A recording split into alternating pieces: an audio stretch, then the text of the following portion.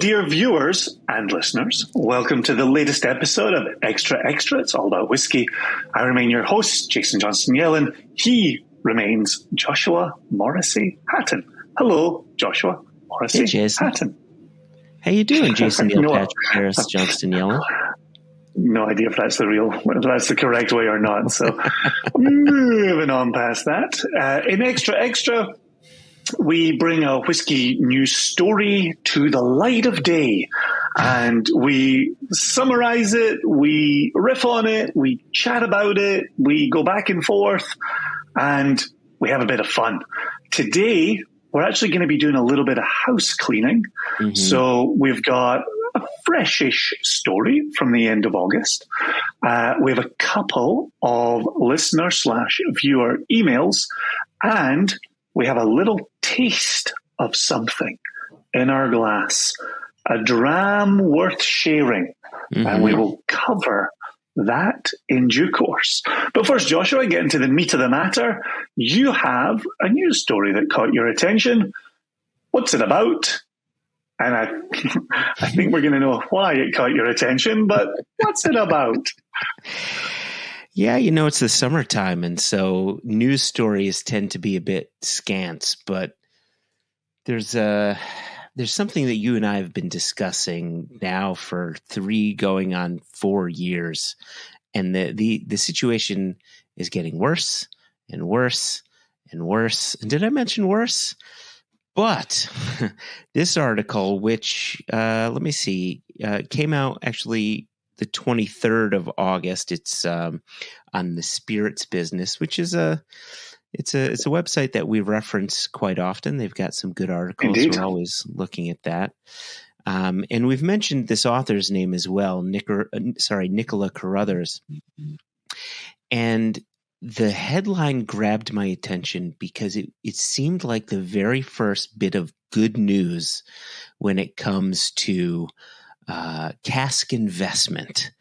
And these schemes that I guarantee they're going to destroy people's lives, if not small businesses, if not both. But yeah, I think the name of this scheme has a corollary in Egypt, but I can't quite think what that shape is right now. But it'll come to me as we go through this. It's called a Sphinx scheme, I think. Right? Is that the one you're talking about? they can stick it up their Sphinx, right up their Sphinxter. So the article title on this one is called "The ASA Bans Misleading Cask Investment Ads." God, I loved the sound of that. So this article, Jason, you and I have gone over this, but for the listener/viewer, the article is sort of broken out into 3 distinct bits. And so what I'm going to do is just read the first bit, and then I'll be sure to share the link in Facebook and on this post and everything, so people can read the full article if they like. Perfect. But I want to read the first bit, and then there's some bits and bobs that I think we need to go over. So Nicola starts off saying, the UK's advertising watchdog has banned adverts by 2 whiskey cask investment companies for misleading consumers with unproven claims on financial returns. Like I said, that is music to the eyes and to the ears for me here. I'm rolling my eyes on camera. The listeners may be able to hear me rolling my eyes. Like it's oh gosh. Okay, we're not riffing yet, but the ASA is doing what the SWA should have done. But anyway, we're not riffing. Not riffing, but you are correct, sir. Anyway, Whiskey Investment Partners and London Cask Company, those are 2 companies, were both investigated by the Advertising Standards Authority, the ASA, after it received complaints over whether the investment return claims they made were misleading and could be substantiated, and whether they made clear the risks involved with investing. Continues, the ASA decided to uphold complaints made against Whiskey Investment Partners' online display ad website and 2 paid-for Facebook posts from 2022. It also upheld complaints against 2 national newspaper ads, a website, and a paid-for Google ad for London Cask Company, also in 2022. The ASA challenged whether Whiskey Investment Partners ads clarified the fees that it had applied, or that there were conditions to the service. The online display ad seen on 24th of May, 2022, included text that stated Cask Investment get returns up to 12% per annum. And the ad linked to a page on the Whiskey Investment Partners website. It linked to a page with the heading, quote, "What is the best performing asset class of 2020 whiskey, 2020 question mark, whiskey, period," end quote. Okay. Yeah. Okay. So, yeah, right. And repeat the year again for us there. The best returning asset of which year? 2020. 2020. Okay. So in 2020, whiskey was the number one returning asset, according to this delivery method. According to Whiskey Investment Partners. Okay. Smaller text underneath stated, quote, "We help investors get involved in a £1 billion market that has shown average returns of 8 to 12%. And there's a little asterisk next to that. Let's see if this article calls that out.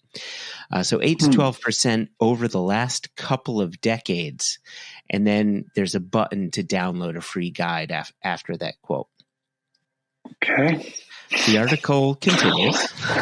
It says another. I'm sitting here trying to make sense of the claims. So we all are, Jason. We all are.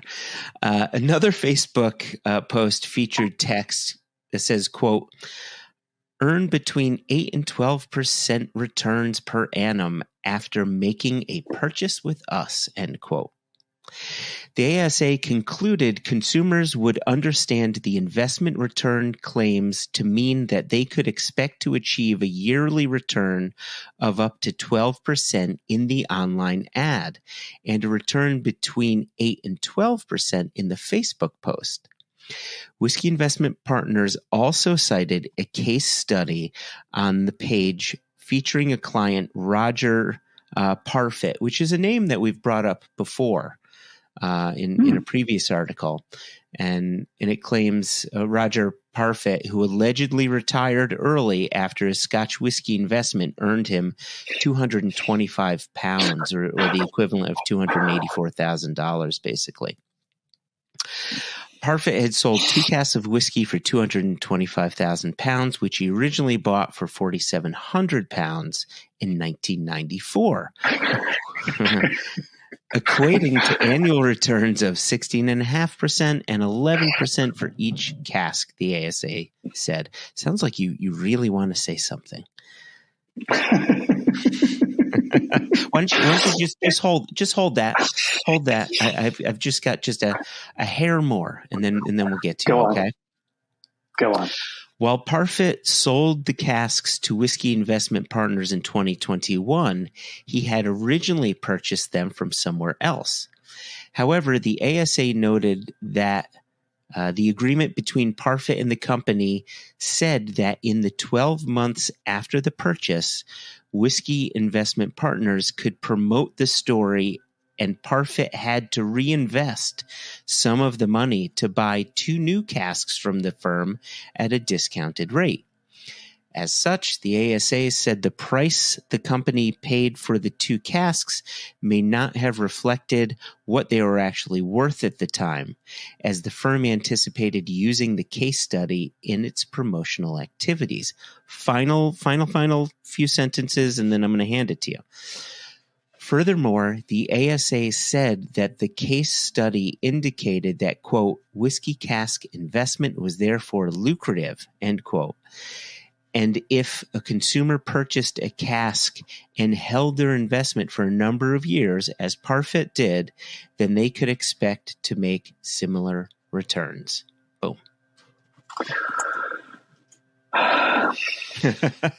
That's a long pause. What do you have behind that pause? Yeah. Well, number one, I'm really intrigued to hear the ROI being bandied about as 8 to 12%, because we've seen ROI banded about up to 30%. And so I almost feel like they're calming themselves down a little bit.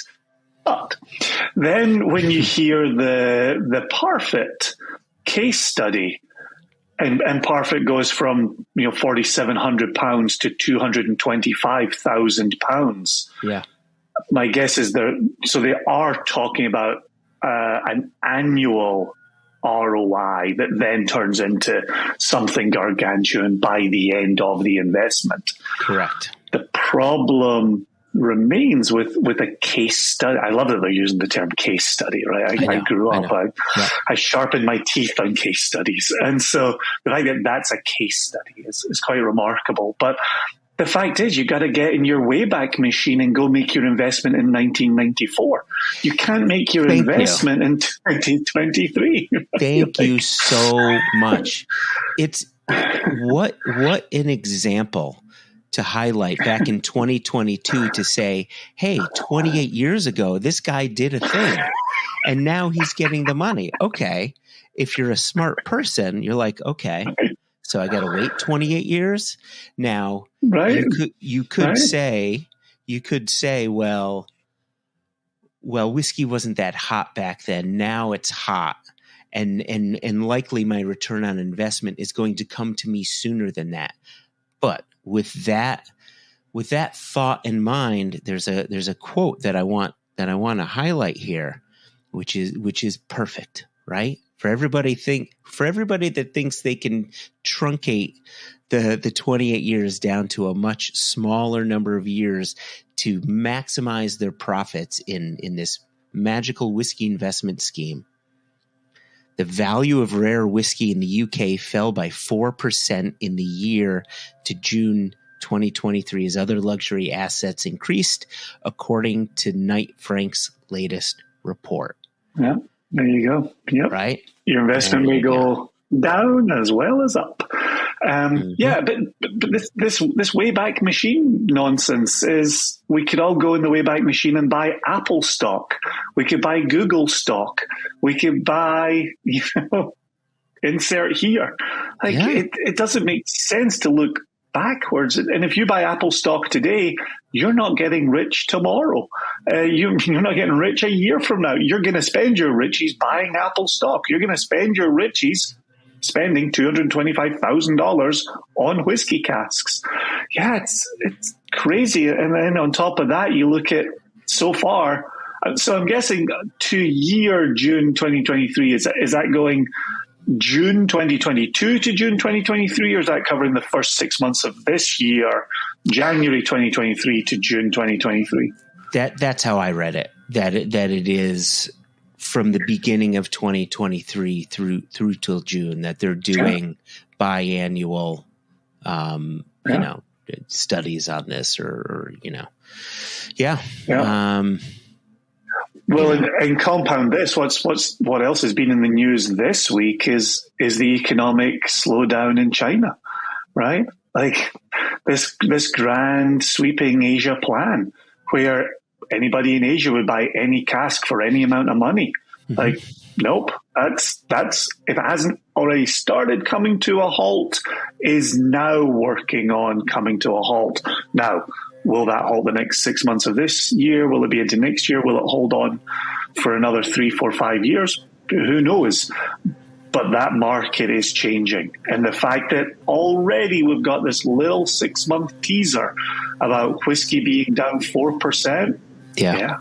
Like, how does that keep going forward? What does that look like? Does it have a temporary rebound? Who knows? That'll be an interesting stat to follow the rest of this year.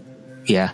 The other two bits that I wanted to add in here is because the ASA upheld these complaints, they actually put some things into play, not just for these two firms, but for other Cask investment firms moving forward. And so I wanted to highlight these. Yeah, this is important, right? So the ASA's cap code requires marketing communications for investments make clear that the value of investments could go up or down, like you had just said, Jason, and that significant limitations and qualifications were stated clearly. Finally, this is great. The companies must also make clear that cask whiskey investments are unregulated and to ensure that the fees and terms and conditions are visible. There you go. There you go. I mean, that to me, that is something that should have been absolutely baseline once this cask investment scheme was reanimated after the debacle that it was back in the 80s. This should have already been there just as a base, but better late than never, I guess. Yeah. I don't know what your retirement portfolio looks like, but over here, because ours is connected to education, we have a financial planner who takes care of it. And we meet with our financial planner every 6 months. Mm-hmm. And the financial planner says, look, we redesigned your retirement this way. We redesigned your retirement that way. We put that into a little bit more risk. We took that one out of risk, right? If my financial advisor says we invested your money in an unregulated industry, I would lose my shit, right? That would drive me absolutely up the wall. Yep. This is such a damning statement here to say this is unregulated.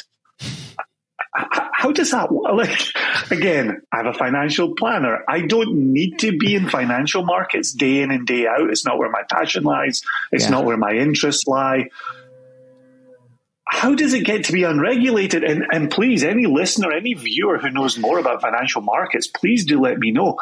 Are there other well-known unregulated markets? Like, are diamonds unregulated? Is gold unregulated? Like, I simply don't know the answer to that question, but I'd like to know where else people are putting their money that's unregulated. Yeah, it's a good question.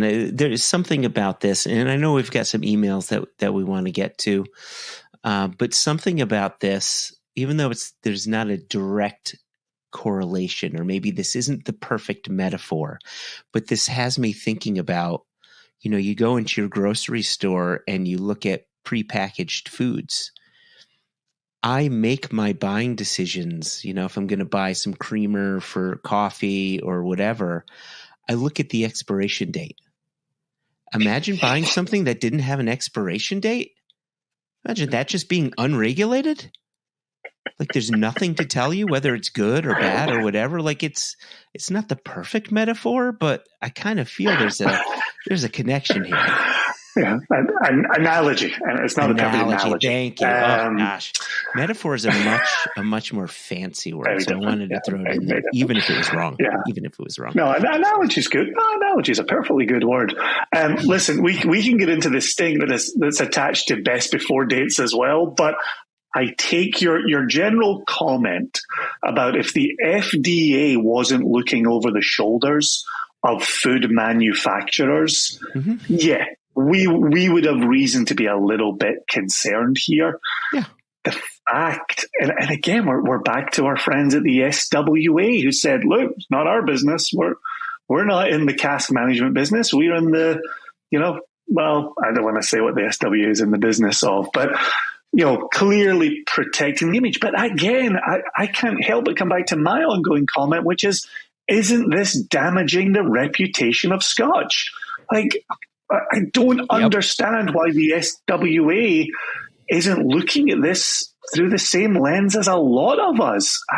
That's very peculiar. But I'm so pleased the ASA came out and put stipulations in place to say there are things you need to be saying about your industry as you're applying these to adverts. This is good. This is very good.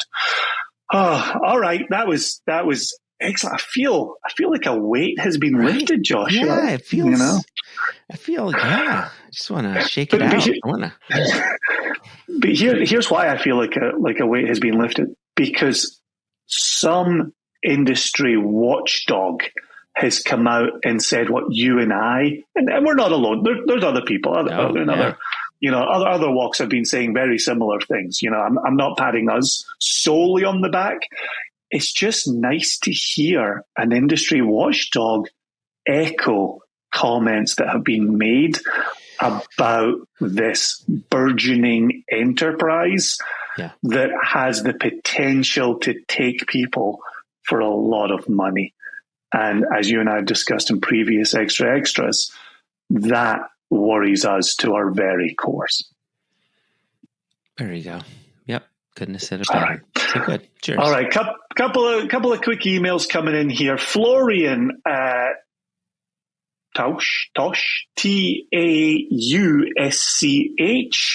I don't want to go too German in my pronunciation, but he is a German lad. Wrote in June. Here we are in September. He wrote in June. Gosh. Hi, Sorry, Jay and Jay. As you've been discussing sustainability on the podcast recently, thought this blog post from Annabelle Thomas might be interesting, albeit it might be a bit long for the podcast. Podcast is a One Nation Under Whiskey reference. We do, of course, cover articles in extra. So we have the URL. Yeah. The quick takeaway, and I do recommend our listeners who cannot see the URL, go take a look at barleymagazine.com, have a search for Annabelle Thomas on Eco Whiskey, call up the article. It is well worth a longer read. Mm-hmm. Mm-hmm. The key point for us on Extra is a 5-point plan as presented by Annabelle Thomas, who owns Nicnean, operates Nicnean, really presents that in a very eco-friendly light. They are a B Corp company.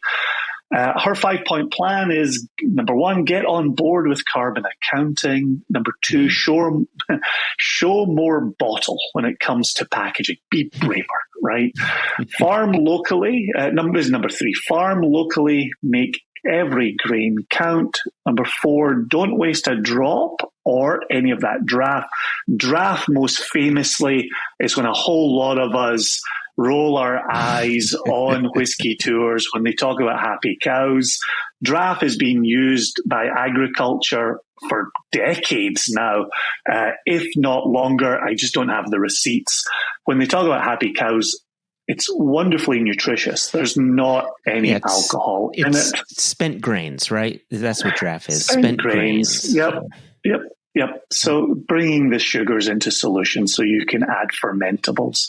And then the 5th part is bringing it all back home, which I think is a tough one. It's a tough one in the presentation here. To quote the article, we must bring everything closer to home and prioritize the selection of our suppliers, not just on cost, but on broader criteria like transport miles, carbon emissions, fair work policies, transparency. I think the difficulty that we have in the article, Annabelle talks about whiskey is clearly a luxury product. I was going to say a luxury project, but it's a luxury product. Right. But it's also a global product. By virtue of being a global product that is produced in Scotland, it must accrue a ton of transport miles to get into the hands of consumers around the world. It is a carbon-heavy product. Doesn't mean we shouldn't pay attention to it. Doesn't mean we should be realistic. I do like her. I do like her advocating for transparency, right? Fair work policies, right? Knowing your partners, knowing what they're doing around the world, and not just saying, well, they picked it up for me, I'm now out of that loop. We all have responsibility for the products that we send around the world. So I really did appreciate Florian sending that in. I didn't want to just leave it hanging. Yes, it took 3 months to get around to mentioning it, but it does a wonderful job of echoing what we've really dedicated season 7 of One Nation Under Whiskey to discussing. Well, and here we are. And we've had it going on in Extra as well. I would argue, 3 months ago, Florian invested an email in us, and within 3 months' time, he got his return on investment. Like, you couldn't ask for more. And I would say he easily got 8 to 12% back on that investment. I will also say that sending emails to Jason and Joshua is not regulated either. It's not regulated at all. And your email may be read or not. So there you go. It goes a couple of different ways. I think as far as the ASA is concerned, we have covered our bases this day. I think so. Yeah, I think we have. All right. So with Flo, thanks again, Flo, taken care of. We're going to jump into an email from Yitz Tendler. And Yitz references an extra. And then a product that I did see pass by, but we did not discuss anywhere else. And so Yitz has sent this to extra, and so he has simply gone with Dear J&J. So There we go. We can discuss that when we share a car with Jess in the upcoming week. Okay. So Yitz gets this is some wonderful ass kissing. This is top drawer ass kissing. And so feel free to revel in this opening paragraph. Sure. Hold on. Okay, go ahead. Yeah, go ahead. Yitz writes, Dear J&J, first, as always, thank you so much for all your time and effort each week educating and entertaining the whiskey lovers industry with your podcasts. I, for one, really enjoy them and find them extremely enjoyable, educational, and informative. Oh, love it. Can I get you some lip balm for your asshole? Because mine is chapped after that beautiful paragraph. As far as I'm concerned, he's just speaking truths, and I thank him for it. No, seriously, like it really touches me when people say these things, and I'm doing events or I'm at a show or I meet someone in an airport and like, oh my God, I noticed your hair or I heard your laugh, and they say these things, and it's like, think about it. We are people's companion in their car, or their companion as they're running around. Like, that's kind of cool. Wow. Okay, moving on with this email. I would do the same if I met one of my favorite podcasts, like you just say nice things because you're a nice person. Now to the crux of the matter. With nice people. Second, I really enjoyed the discussion this past week on Extra regarding saving the whiskey industry from the angel share. I think that really overstates the point, but I really like it. Saving the whiskey industry. While I have my own thoughts on this topic, there was one thought that kept coming back to me over and over again during the conversation. Not sure if you are aware of this, but there is an Israeli company, Watergen, and it's simply watergen.com, watergen.com, which has developed technology to create drinking water from air by extracting the humidity out of the air. I understand that the Israeli army uses this technology to provide clean drinking water for the soldiers while they're out there in the desert. This technology is also used in places like West Africa, India, Chile, Uzbekistan, etc., where clean drinking water is not available. I am clearly no expert, but I would have thought that the key to saving the angel share is not by wrapping the cask in plastic or silicone, as I agree, sometimes you shouldn't mess with the traditional process, but instead it's to, these are Yitz's quotes, it's to steal it back from the angels after it has evaporated.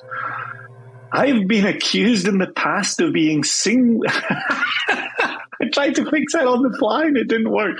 He's about to call himself simple-minded, and I tried to change it to single-minded on the fly. So Yitz writes, I've been accused in the past of being simple-minded, but to me, the technology developed by Watergen seems like the perfect place to start.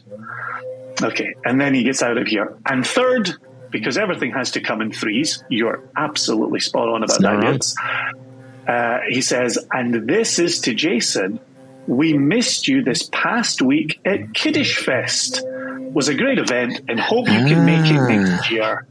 A true fan, Yitz.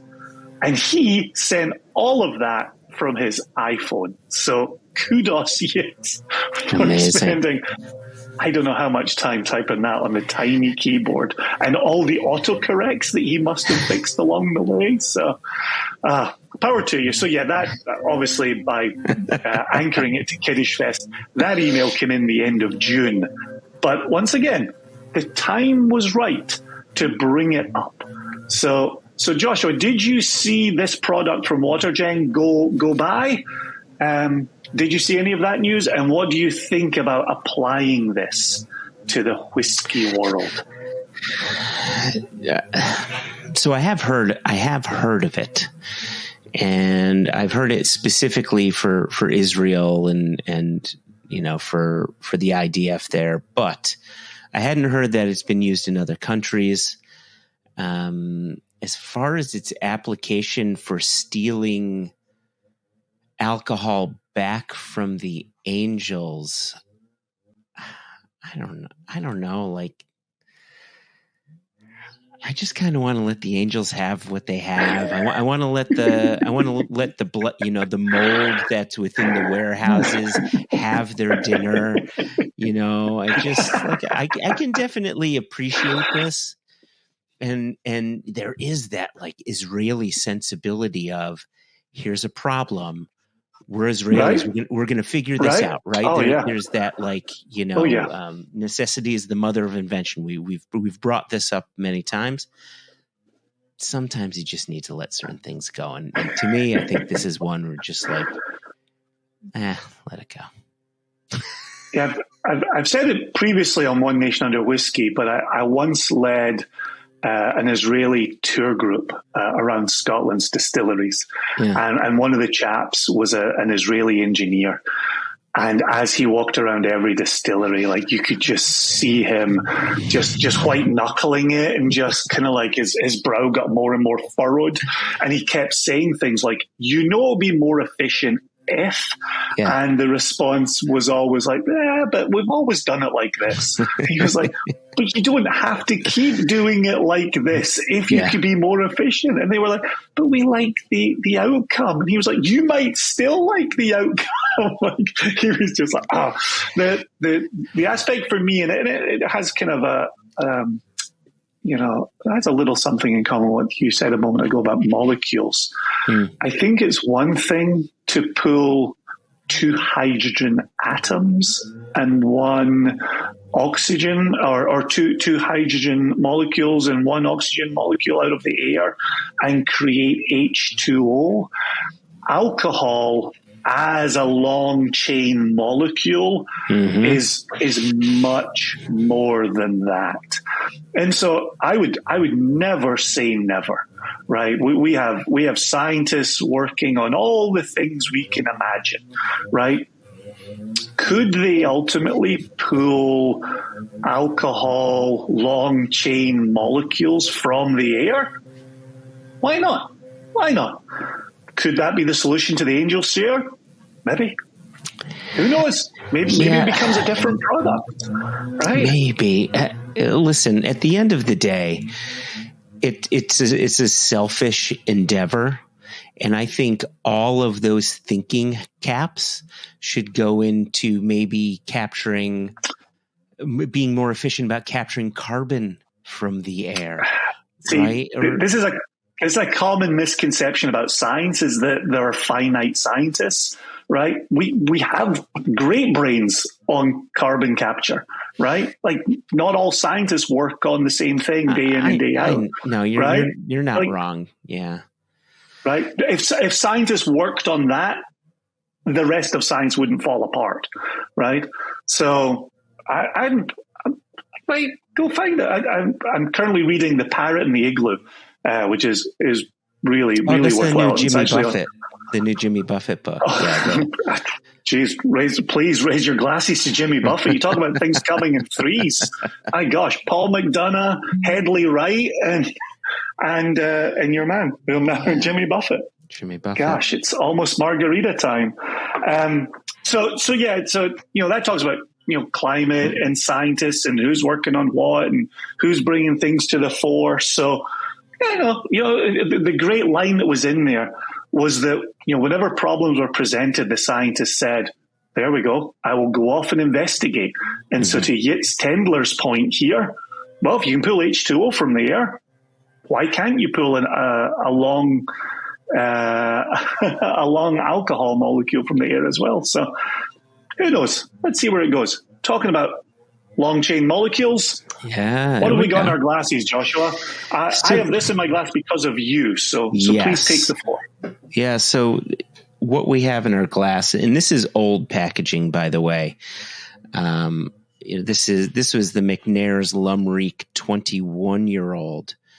I was never, if I'm being honest, I was never a huge fan of this packaging. I think it's kind of cool, but it's kind of cute when you compare it to how elegant and remarkable the liquid was. So they've kind of made the packaging just a bit more approachable and classic, if you will. So I sent you this sample because we were discussing blends and blended malt, and really, how beautiful that could be. And when you think about Billy Walker, who now runs the Glenallachie, designing single malts and blending the Glenallachie single malt, well, he tapped into his history of being just a blender, sort of writ large statement blender of malt, and so blended malts and blended Scotch whiskey. So this is one of his blended malts, the McNair's Lumreek 21-year-old. He also does a blended Scotch, so that would be malt and grain under the White Heather label, which I think the White Heather 15-year-old is like incredible. Anyway, what do we have in the glass? This is all minimum 21 years old. There's 4 malts in here, 3 of which I can talk about. The fourth and one comes from Islay? No. 2 are from Islay, 2 are from Speyside, and there's one Speysider I can't talk about. Yeah, interesting. Right? Interesting. So, and as you could tell, the whiskey's got some decent color, so there's going to be a bit of sherry maturation going on here. It's 48% alcohol, which I'll talk to in just a minute. Oh, interesting. But this is a combination of course, the Glenallachie, so some of his own, liquid is in there. But there's also Kalila and Bamor in here. Right? Think of that like coastal element from Kalila, the salty, citrusy thing, and then the tropical fruits from the Bamor coming in. That sort of bright, peppery quality of Glenallachie. And then the fourth whiskey, which is another Speysider. They don't say who it is. Some people have said, well, maybe it starts with an M. While other people said, no, maybe it starts with this other letter. And I simply can't say. So, do you know? So on the nose, not yet. What do you think of this one? What are you getting? So the nose, I didn't get a lot of the smoke on the nose, actually. I got more of the fruits and more of the grain coming through on the nose. And then on the palate, it was like, pow, there's your smoke. I was very surprised when you said 48%. It's got great texture. There's no doubt about that. But I really thought you were going to say 43% on the strength of this. It doesn't drink at 48. It doesn't have, I know this is a Serge word and a Joshua word, but it doesn't have that alcohol effervescence, right, across the palate.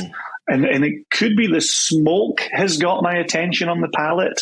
It has got good oil on the palate. Oh, see, my experience is slightly different than yours. Now, granted, we've experienced that like that bright effervescent quality before, that nervousness in a whiskey before, sometimes to a quite a large degree. I would argue this is like not flat soda, but not nearly flat. There's a touch of tingliness going on in the palate for me. I think your use of close to flat soda, which is probably not something you want to put in the marketing materials, but absolutely, I get what you're saying by that. Yeah. Because I would almost go to a softness rather than an effervescence. There may also be another S word that Stephanie McLeod has used in putting together casks and what she's looking for across the palate. Yeah. And I think that is present here as well. And it's not smooth used in that pejorative way that makes you pull your hair out. It's from beginning to end, this just coats the palate. That smoke is there. As the smoke dissipates, some of the fruit comes back to the fore again. I would say it's something I've said a lot about my old Glasgow blend here. That's wildly drinkable. You don't realize you're drinking alcohol there. That goes down awfully easy, especially when you take in the 21 years of maturation. That's to have 21-year-old Khalil and 21-year-old Bowmore at a minimum. I know it could be older than that. Your age, maybe older. It will not be younger than 21. Oh, easy. Yeah. So I like what you said there, right? That the sort of softness, that incredibly drinkable quality. And I think this is why it's bottled at 48%. If you look at the Glenallachie line, quite often the special editions and or the older age stated whiskeys will have 48% alcohol. And for Billy, it's always 48% for taste. He says the more alcohol you have, the more flavor you have. And he's not wrong. And I think if he bottled this at 46 or at 43, he'd never do 43 unless it were, cask strength, because he believes in 46% and above. Part of this was to maintain as much of that liveliness, that delicate liveliness that we're getting, right? Back to the gentle effervescence. Ooh, that was my watch. Back to the delicate effervescence that we were getting. So I like what he did here with 48%. It's for flavor, it's to enhance the overall experience. He could have done something. He could have bottled this at 46%, 43%, 40% if he wanted to, just to increase the number of bottles to be selling. But Billy's a person who gives a shit about flavor. And so at 48%, he's presenting something that's really quite approachable, really quite drinkable, and I would say worthy of celebration. Like this is one I pour for people when they need that little lift. I think this is pretty special. Yeah. Well, I appreciate you sending it to me and sharing it with you. I have an electrical storm passing overhead. So I'm going to wrap up the recording and get on out of here. I think we covered a lot of ground today. I love the ASA going after whiskey investment advertisements. I appreciate Flo sending in the barley article about Annabelle Thomas. I appreciate Yitz giving us something to think about with pulling large chain molecules from the air and stealing them back from the angels. And I thoroughly enjoyed sharing the McNair's 21-year-old with you. Eminently drinkable, well worth celebrating with, as you rightly say. Yeah.